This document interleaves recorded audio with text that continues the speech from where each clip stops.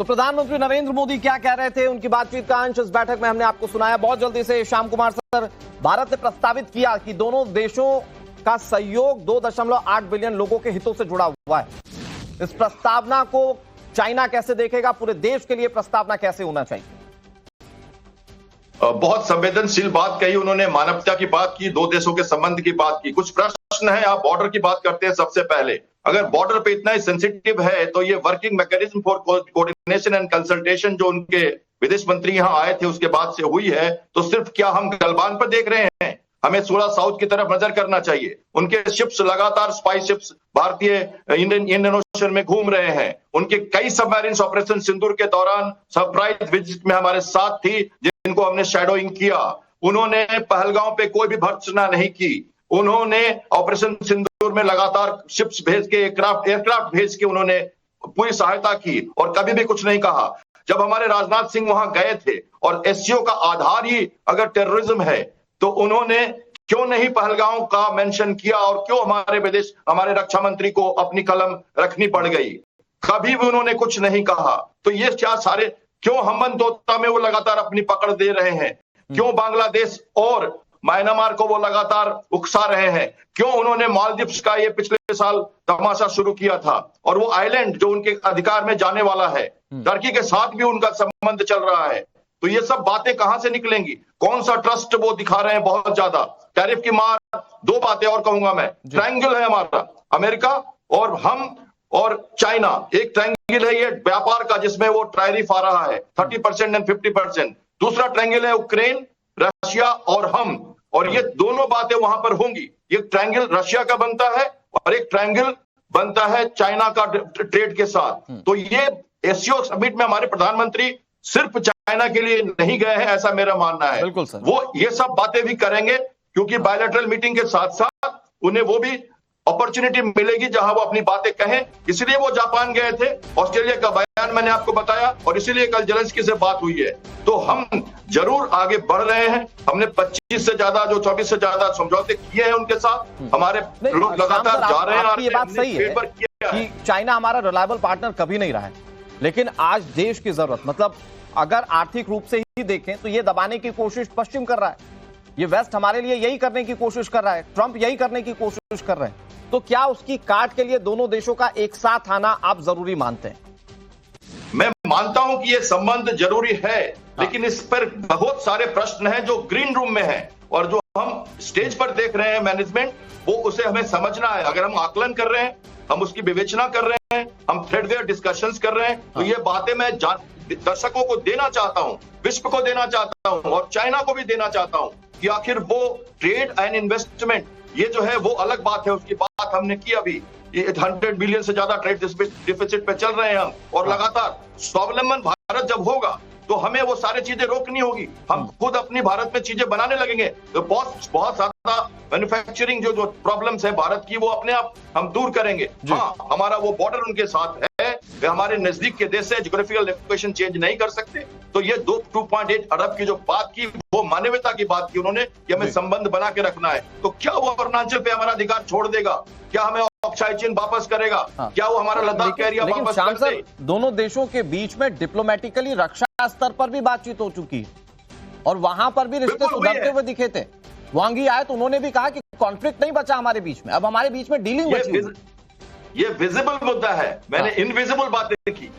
Indian ocean में क्या हो रहा है कैसे समझ आएगा? वो तो टैसिट है, बिल्कुल अलग से चल रहा है। और उसमें तो वो अपनी दुबई में बेस, वो अपने हॉर्न ऑफ अफ्रीका में बेस बना के बैठे हैं और एयरक्राफ्ट कैरियर को लाना चाहते हैं, इंडियन ओशन में डिप्लॉय करना चाहते हैं। क्या मिल रहा है उनको इंडियन ओशन में?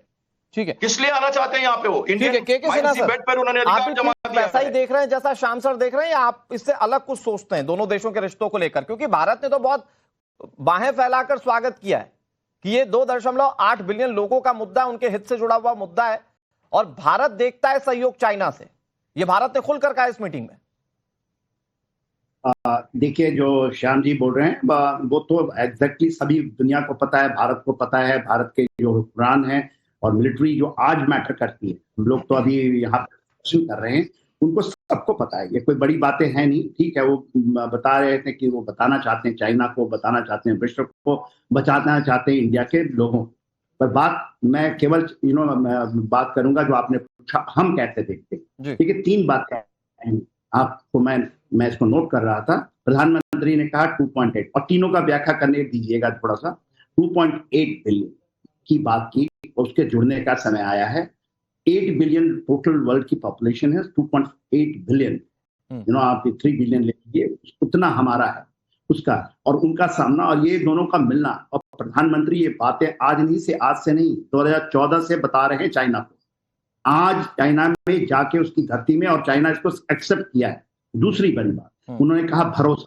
केवल हम वो देखें ना कि बात क्या हो रही है, हम जो चीजें हैं पीछे कहीं की बैकलॉग छोड़ना पड़ेगा। उन्होंने विश्वास का वर्ड यूज किया है, भरोसा, कि क्या हम भरोसा हमें बनाना पड़ेगा। हम भी आप कह रहे हैं, आपके जो एडिटर साहब हैं वो भी यही बात कह रहे हैं, भरोसा, और श्याम जी भी यही कह रहे हैं कि भरोसा, विश्वास। और उन्होंने वहां के पटल में बताया कि हमने को आपको बनाना पड़ेगा, आपने विश्वासघात किया है। इनडायरेक्टली वो क्या कह रहे हैं, विश्वासघात किया है। और देखिए, चाइना पहली बार तैयार हुआ है, उसके 14 नेबरिंग कंट्री हैं, उसमें से 2 से उसकी बॉर्डर की डिस्प्यूट है, और बॉर्डर के साथ उन्होंने समझौता नहीं किया है। वो एक भारत है, दूसरा आपका भूटान है। उन्होंने 12 के साथ कर रखा है, और वो तैयार है। अब मैं आपको बता रहा हूं अंदर की बात, एकदम तैयार है।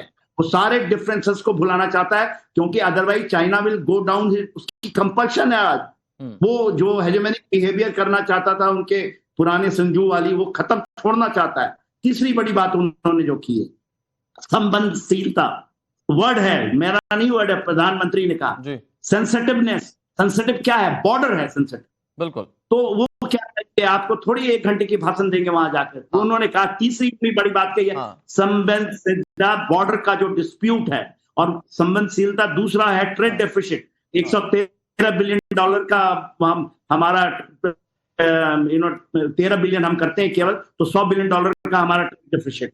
और इस दोनों बात पर पूरी तरह चाइना तैयार है। हमें तो मौका, मैं कहता हूं कि नहीं है कि आप भरोसा ना करके आप उसको एक अपॉर्चुनिटी को, और ये अपॉर्चुनिटी यदि आज लॉस किया तो भारत वही करेगा जो गलतियां बार बार पहले करता रहा। एक लाइन में अगर इसको सम अप करें सिन्हा सर, तो ये मतलब अब रिश्ता भरोसे वाला नहीं होना चाहिए, हिंदी चीनी भाई भाई वाला रिश्ता नहीं होना चाहिए, ये टोटल कूटनीतिक होना चाहिए, आप ये कहना चाह रहे हैं?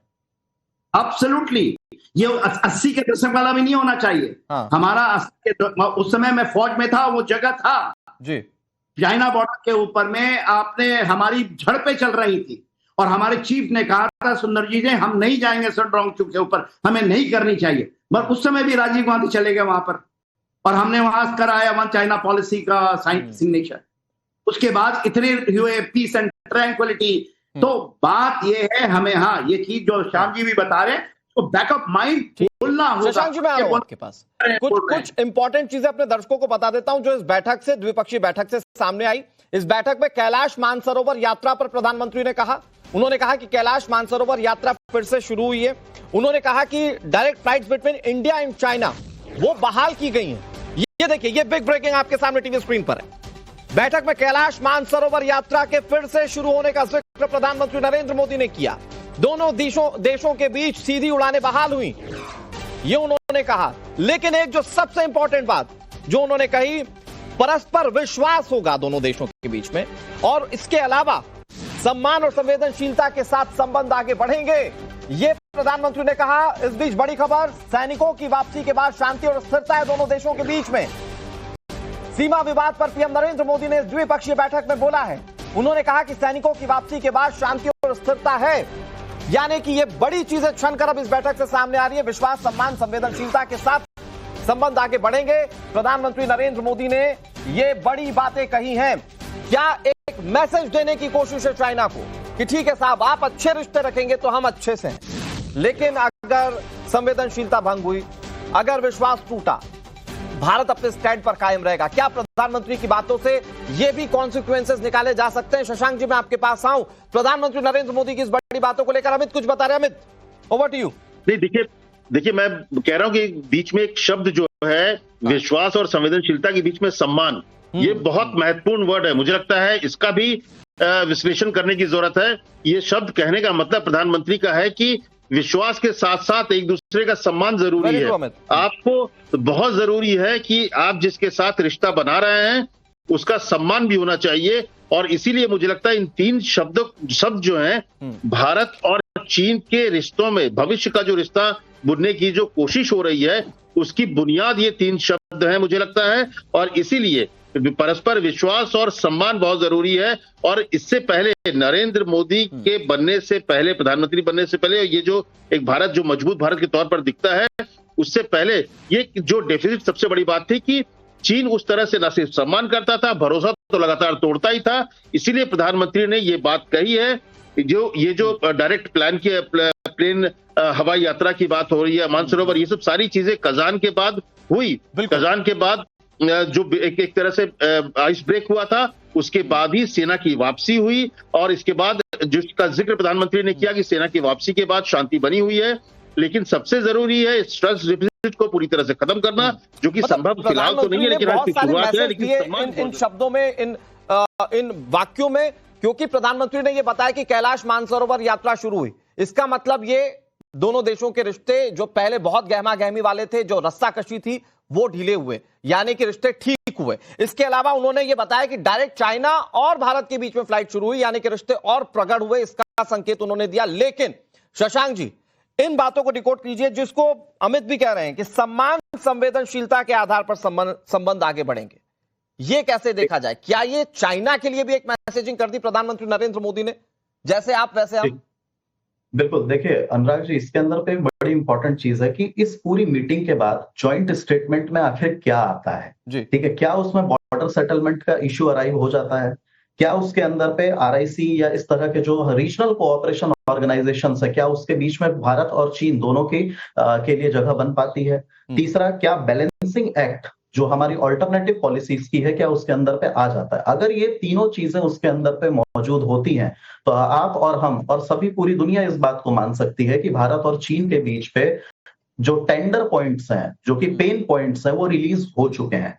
अगर ये हो जाता है, देखिए इतिहास के अंदर पे हमने एक चीज बहुत अच्छे से देखी है कि इंडिया ने एक हिस्टोरिक डिप्लोमेटिक ब्लंडर किया था, और वो था वन चाइना पॉलिसी को एक्सेप्ट कर लेना।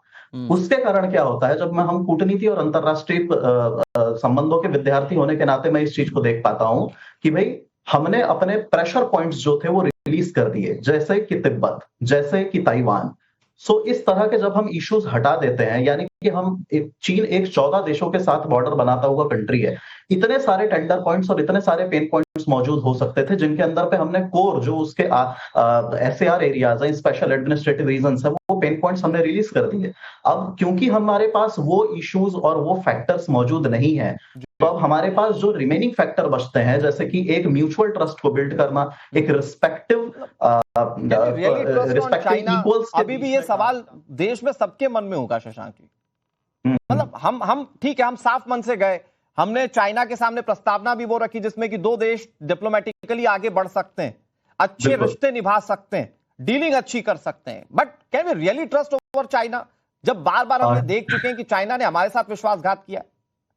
देखिए, चीन के ऊपर पे भरोसा करना उसी तरीके से है जिस तरह से आप एक जंगल के अंदर पे किसी शेर पर भरोसा करें।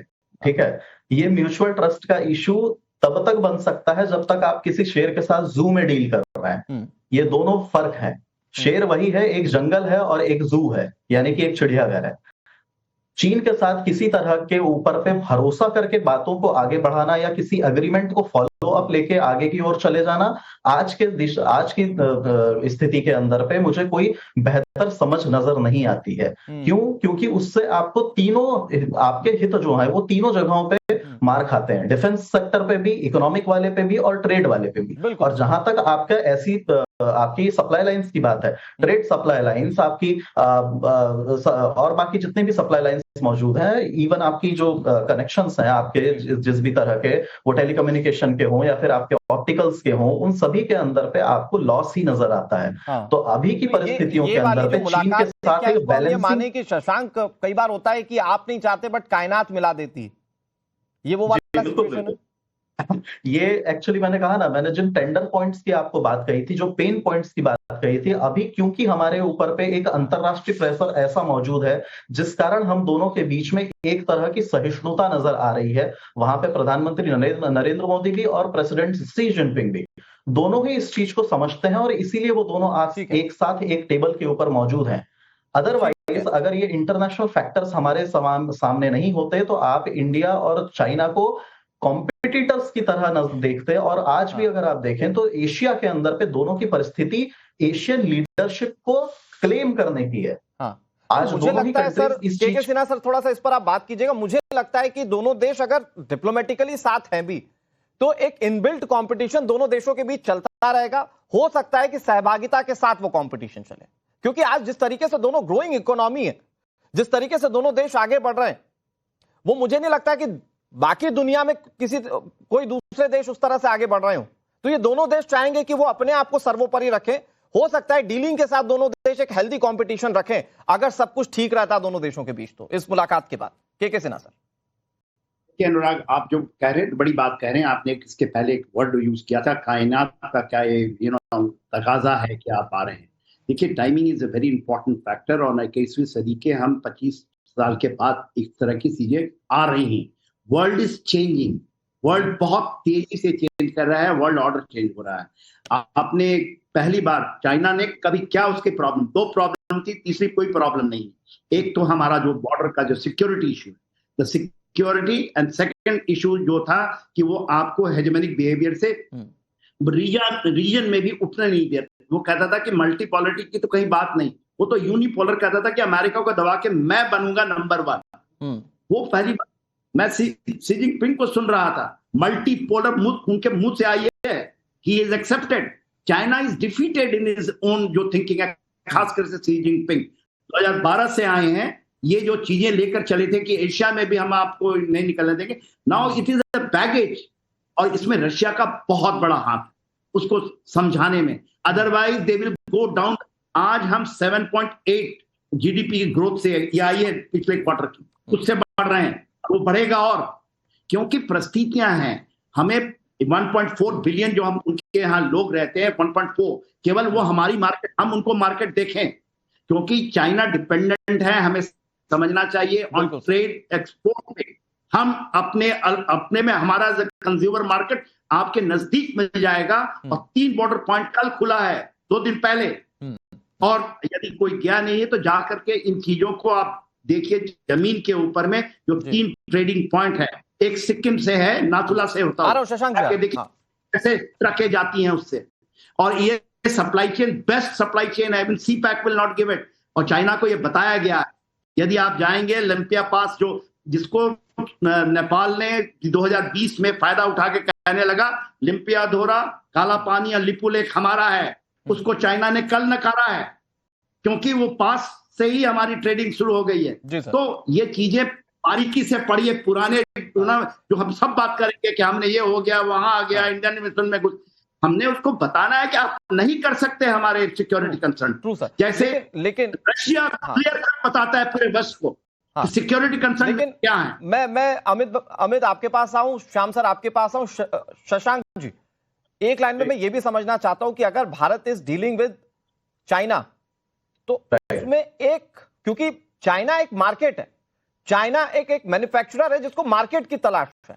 भारत उसके लिए मार्केट हो सकता है, और जो कि दुनिया जानती है कि भारत एक बड़ा मार्केट है। तो उस लिहाज से अगर हम देखें, चाइना डील करेगा मैन्युफैक्चरर को यहां पर खपाने के लिए, और दूसरी तरफ हमारी आइडियोलॉजी है मेक इन इंडिया वाली। क्या वो कॉन्फ्लिक्ट ऑफ इंटरेस्ट नहीं है? नहीं, मैं इसे कॉन्फ्लिक्ट ऑफ इंटरेस्ट की तरह नहीं देखता हूं अनुराग जी। उसका एक रीजन मैं आपको बताता हूं। There is enough strategic space for both and China to grow in the Asia. हम इसे सामरिक स्तर पर भी समझ सकते हैं, हम इसे आपने जो ट्रेड का क्वेश्चन किया उसके स्तर पे भी समझ सकते हैं, और अभी जिसके ऊपर डिफेंस पे बात हो रही है हम वहां पे भी समझ सकते हैं इस फैक्टर को। हमारे पास इनफ स्पेस मौजूद है एशिया में कि वहां पे 2 सुपर पावर्स एक साथ रह सकती हैं, पल सकती हैं, बढ़ सकती हैं, और इन दोनों के बीच में कॉम्पिटिटिव इंडेक्स जो होगा ऑलवेज मैच करता हुआ आगे की तरफ बढ़ेगा। म्यूचुअल ग्रोथ इज पॉसिबल, और जो क्वेश्चन अभी आपने मुझसे पूछा है वो उसी का आंसर है कि यहाँ पे मार्केट्स को एक्सप्लोर करने के लिए, उनको डाइवर्सिफाई करने के लिए चाइना भी कोशिश करता रहेगा और इंडिया लगातार ये कोशिश कर रहा है। मेक इन इंडिया पिछले 7-8 सालों के अंदर पे उतना बेहतर रिजल्ट हमें इसीलिए भी प्रोवाइड नहीं कर पा रहा था बिकॉज हमने कोर इंडस्ट्रियल सेक्टर के ऊपर पे उतना पुश नहीं किया। इंडिया का GERD इंडेक्स आज भी 0.6566 के अराउंड है, जो कि उतना बेहतर नहीं है जितना चीन का है। ठीक है शशांक जी, कुछ तस्वीरें आ रही हैं बैठक की। शी जिनपिंग इस वक्त तस्वीरों में दिख रहे हैं, उनके साथ उनका पूरा बड़ा डेलीगेशन उनके साइड बैठा हुआ है और यहाँ पर क्या कहा जाएगा ये बहुत बड़ा सवाल है। भारत का स्पष्ट हो चुका है, प्रधानमंत्री ने अपने स्टेटमेंट को सामने रखा, कुछ बड़ी बातें उन्होंने कही और इस वक्त वहां पर बैठक में क्या चल रहा है लाइव देखिए।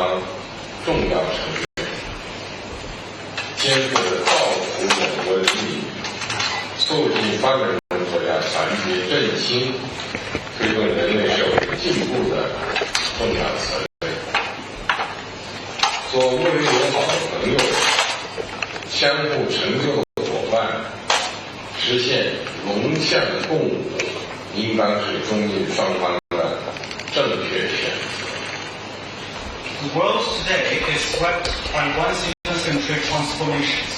The international situation is both fluid and chaotic.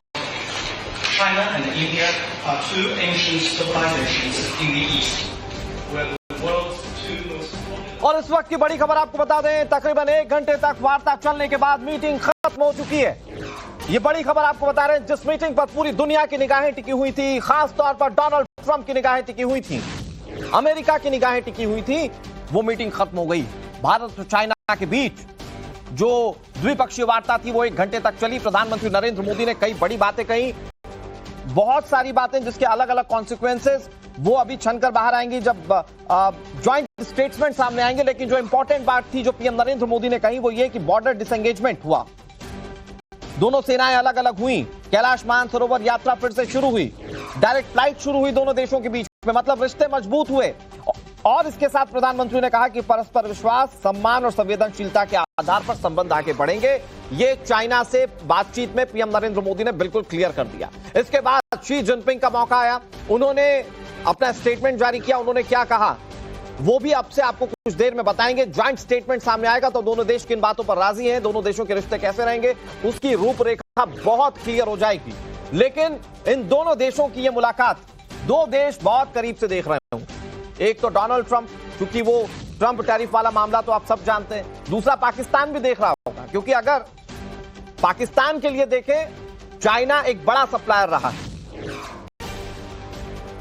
और भारत और चीन के रिश्ते अगर अच्छे होंगे तो हो सकता है कि वहां पाकिस्तान को फिर मात खानी पड़े।